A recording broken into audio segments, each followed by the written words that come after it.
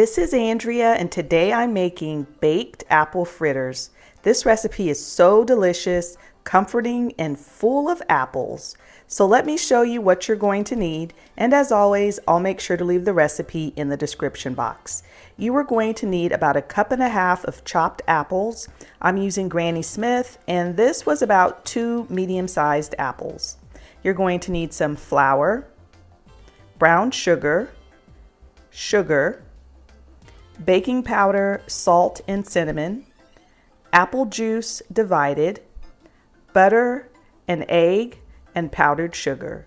So let's get started. So I'm going to start off by melting 2 tablespoons of butter over a medium heat until it browns. So it's been about 3 minutes, and as you can see, the butter has started to brown.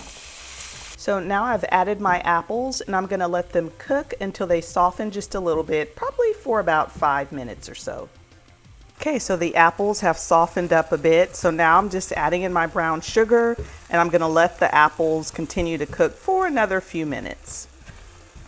Okay, so it's been a couple of minutes. I'm just going to use a slotted spoon, pull out my apples, and let them cool for about 10 minutes. Okay, so while the apples are cooling, I'm going to work on the dry ingredients. So I've just added my flour to a large mixing bowl, and now I'm adding in my salt, baking powder, and cinnamon. I'm going to use a whisk and bring it all together. Now I'm going to work on my wet ingredients. I've got 1 egg in the bowl. I'm adding in my sugar and a tablespoon of melted butter, and I'm just going to whisk it all together.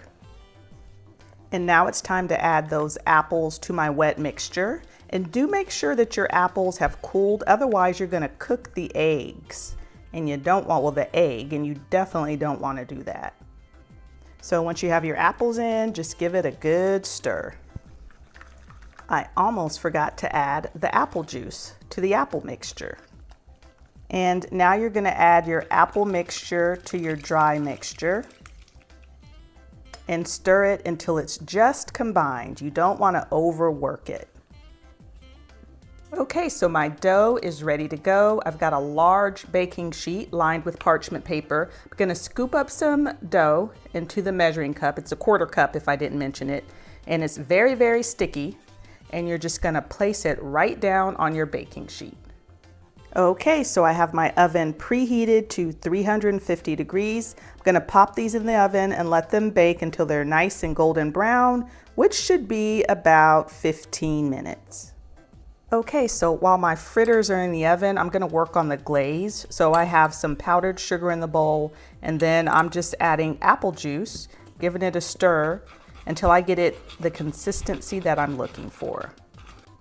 Okay, so I just took the fritters out of the oven. They ended up baking for about 18 minutes, and I'm just taking that powdered sugar mixture and drizzling it right on top of those fritters.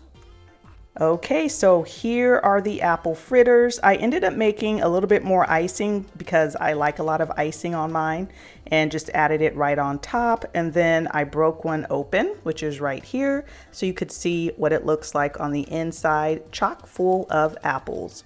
These are best served right out of the oven. I hope you all enjoyed this quick and easy recipe. If you did, please make sure to give us a thumbs up. I have an entire playlist of fall recipes that I will include in the description box. Thanks so much for watching, and we'll see y'all next time.